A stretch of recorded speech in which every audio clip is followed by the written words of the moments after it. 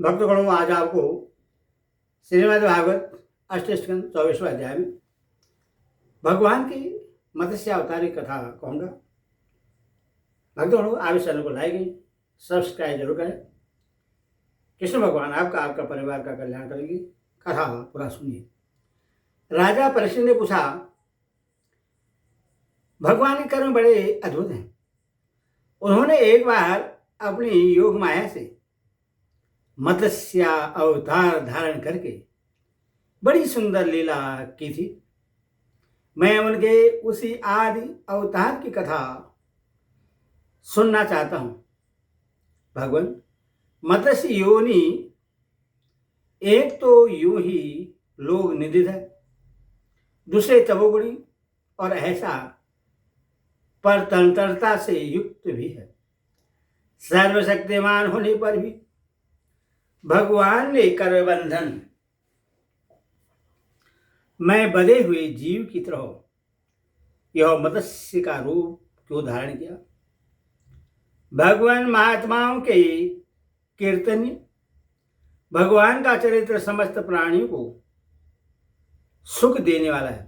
आप कृपा करके उनकी वह सब लीला हमारे सामने पूर्ण रूप से वर्णन कीजिए।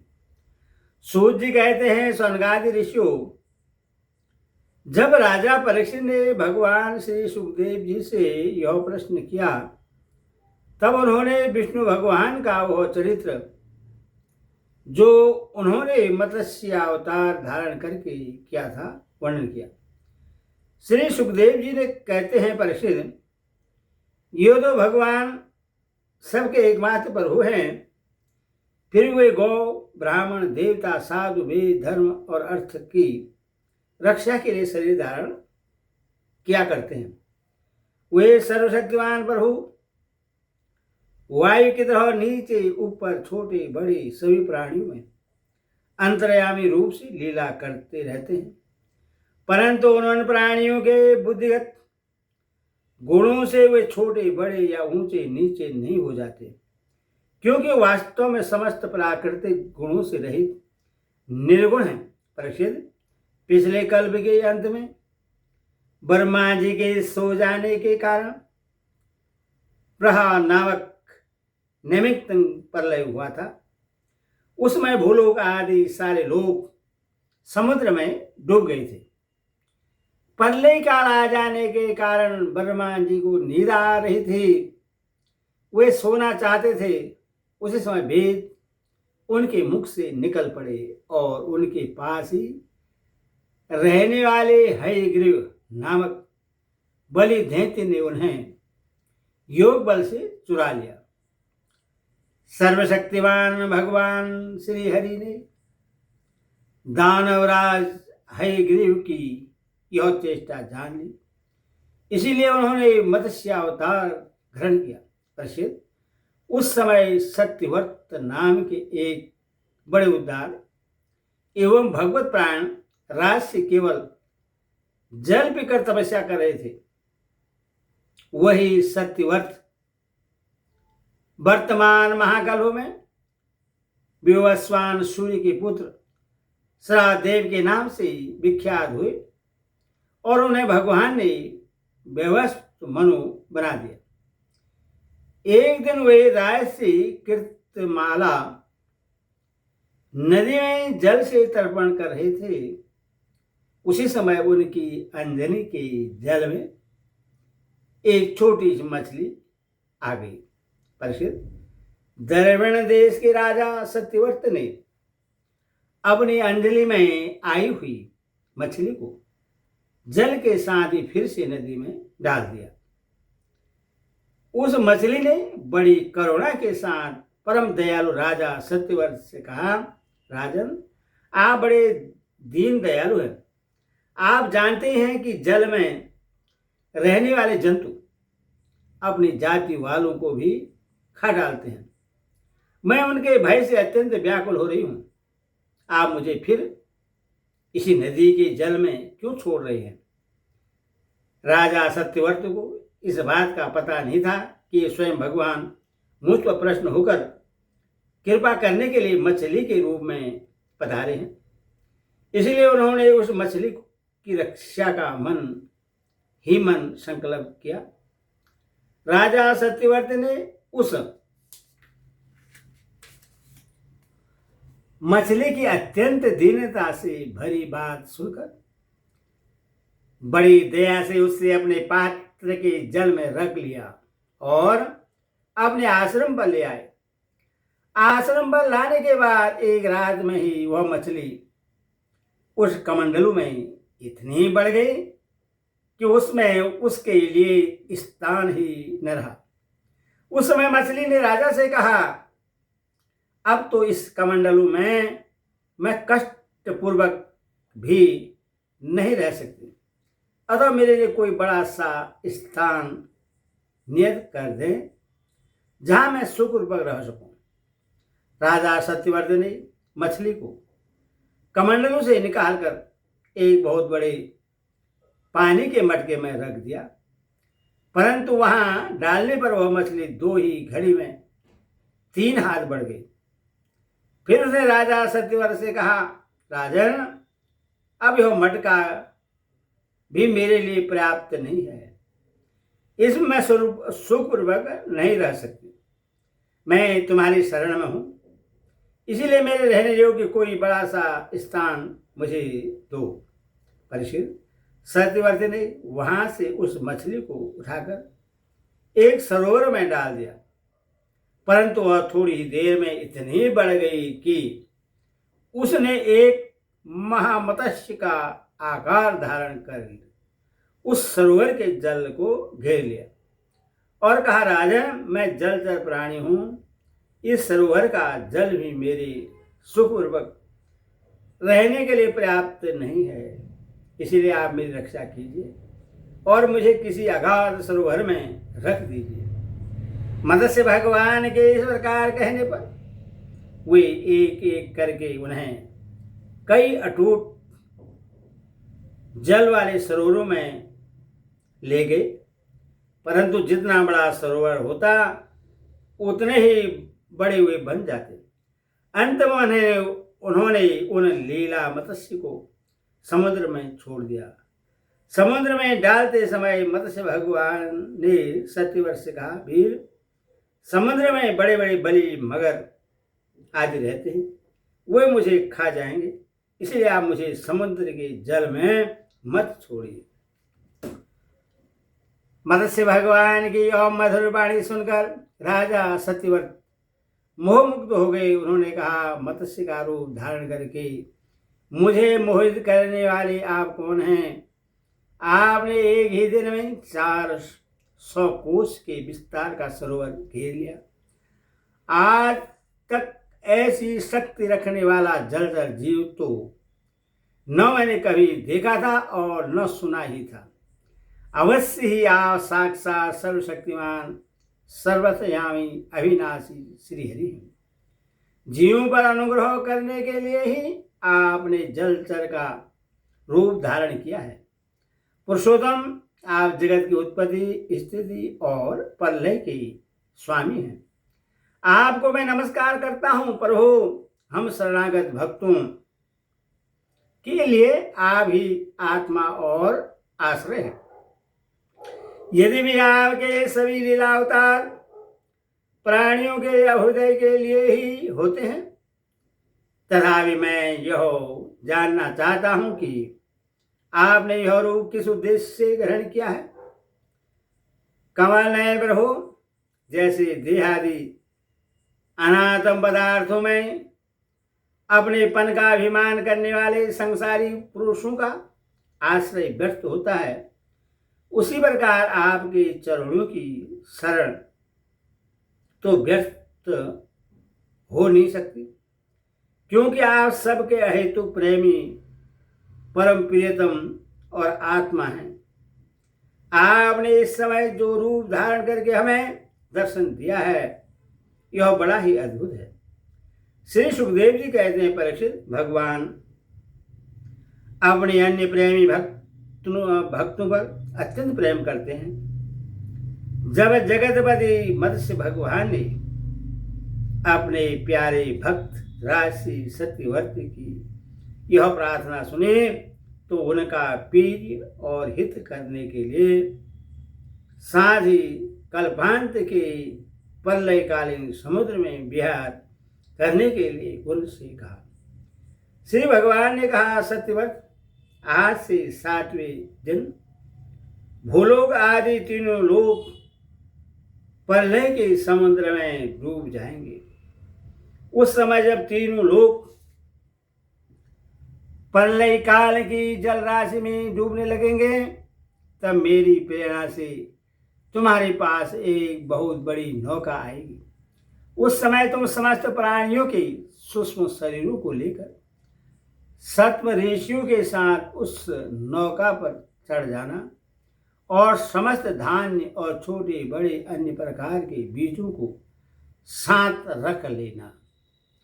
उस समय सब और एकमात्र महासागर लहराता होगा, प्रकाश नहीं होगा, केवल ऋषियों की दिव्य ज्योति के सारे ही बिना किसी प्रकार के विकलता के तुम उस बड़ी नाव पर चढ़कर चारों ओर विचरण करना।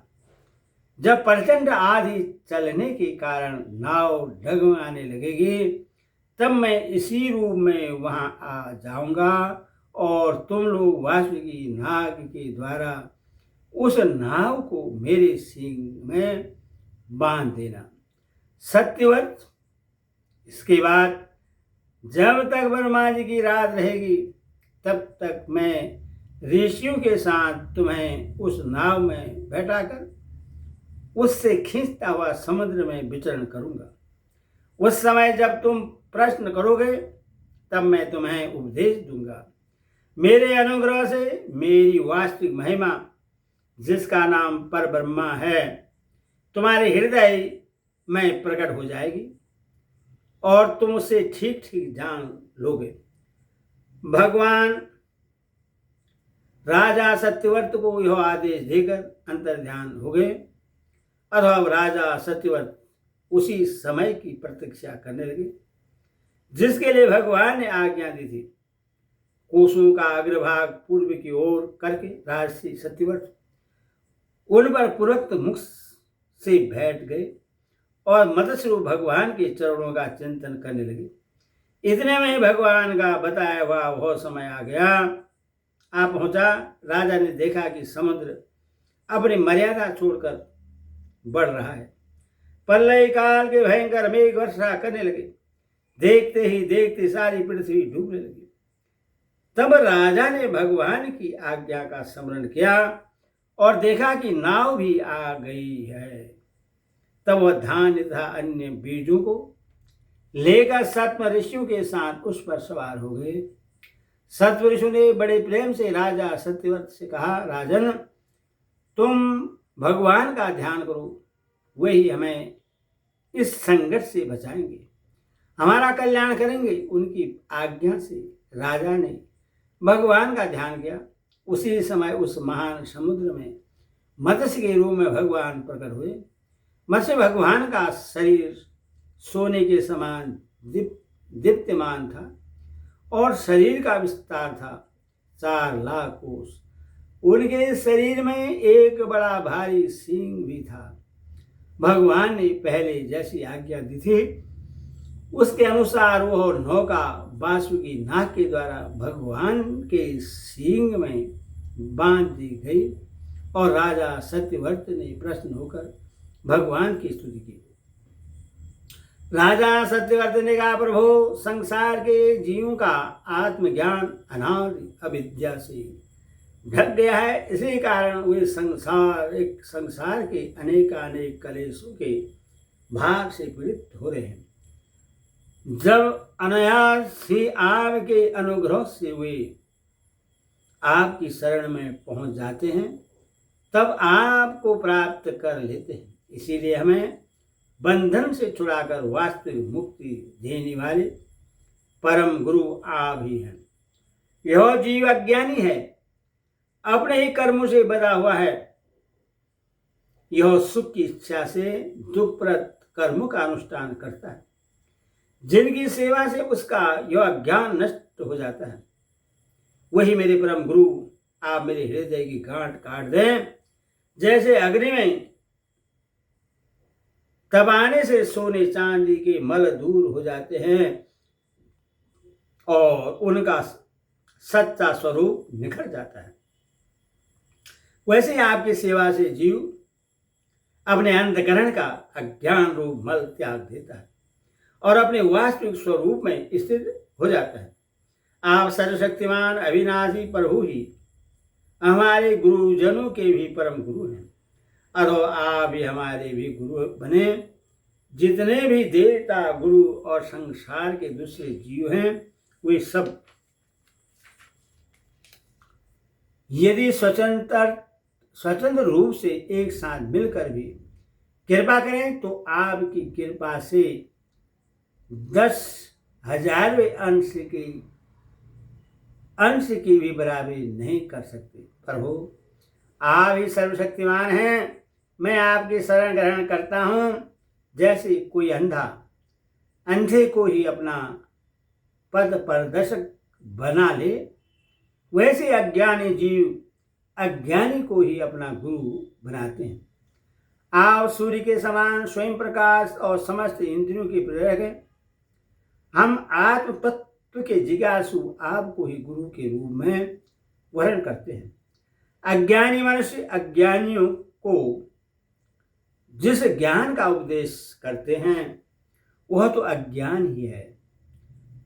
उसके द्वारा संसार घोर अंधकार की अधिकाधिक प्राप्ति होती है, परंतु आप तो उस अविनाशी और अमोघ ज्ञान का उपदेश करते हैं जिससे मनुष्य अनायास ही अपने वास्तविक स्वरूप को प्राप्त कर लेता है। आप सारे लोक के सुहृदय प्रियतम ईश्वर और आत्मा है। गुरु उसके द्वारा प्राप्त होने वाला ज्ञान और अभिष्ट की सिद्धि भी आपका ही स्वरूप है। फिर भी कामनाओं के बंधन में जाकर लोग अंधे हो रहे हैं। उन्हें इस बात का पता ही नहीं है कि आप उनके हृदय में ही विराजमान हैं। देवताओं के भी आराध्य देव परम पूजनीय परमेश्वर है।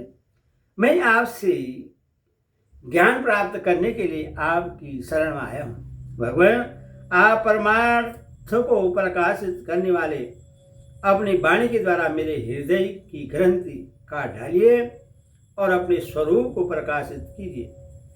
श्री सुखदेव जी कहते हैं, परीक्षित, जब राजा सत्यव्रत ने इस प्रकार प्रार्थना की तब मत्स्य रूपधारी पुरुषोत्तम भगवान ने प्रलय के समुद्र में विहार करते हुए उन्हें आत्म तत्व का उपदेश किया। भगवान ने राजा सत्यव्रत को अपने स्वरूप से संपूर्ण रहस्य का वर्णन करते हुए ज्ञान भक्ति कर्म योग से परिपूर्ण दिव्य पुराण का उपदेश किया, जिसको मत्स्य पुराण कहते हैं। सत्यव्रत ने ऋषियों के साथ नाव में बैठे हुए ही संदेश रहित होकर भगवान के द्वारा उपदिष्ट सनातन ब्रह्म स्वरूप आत्म तत्व का स्मरण किया। इसके बाद जब पिछले प्रलय का अंत हो गया और ब्रह्मा जी की नींद टूटी, तब भगवान ने हयग्रीव असुर को मारकर उससे वेद छीन लिए और ब्रह्मा जी को दे दिए। भगवान की कृपा से राजा सत्यव्रत ज्ञान और विज्ञान से संयुक्त होकर इस कल्प में व्यवस्थित मनु हुए। अपनी योग माया से मत्स्य रूप धारण करने वाले भगवान विष्णु और राशि सत्यव्रत का यह संवाद एवं श्रेष्ठ आख्यान सुनकर मनुष्य सब प्रकार के पापों से मुक्त हो जाता है।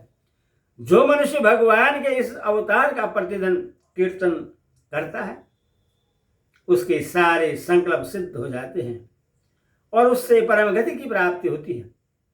प्रलयकालीन समुद्र में जब ब्रह्मा जी सो गए थे, उनकी श्रेष्ठ शक्ति लुप्त हो चुकी थी। उस समय उनके मुख से निकली हुई श्रुतियों को चुराकर हयग्रीव दैत्य पैताल में ले गया था। भगवान ने उसे मारकर वे श्रुतियाँ ब्रह्मा जी को लौटा दी एवं सत्यव्रत तथा सत्व ऋषियों को ब्रह्म तत्व का उपदेश किया। उन समस्त जगत के परम कारण लीला मत्स्य भगवान को मैं नमस्कार करता हूँ। इति अष्टम स्कंद समाप्त। हरि ओम तत्सत, हरि ओम तत्सत, हरि।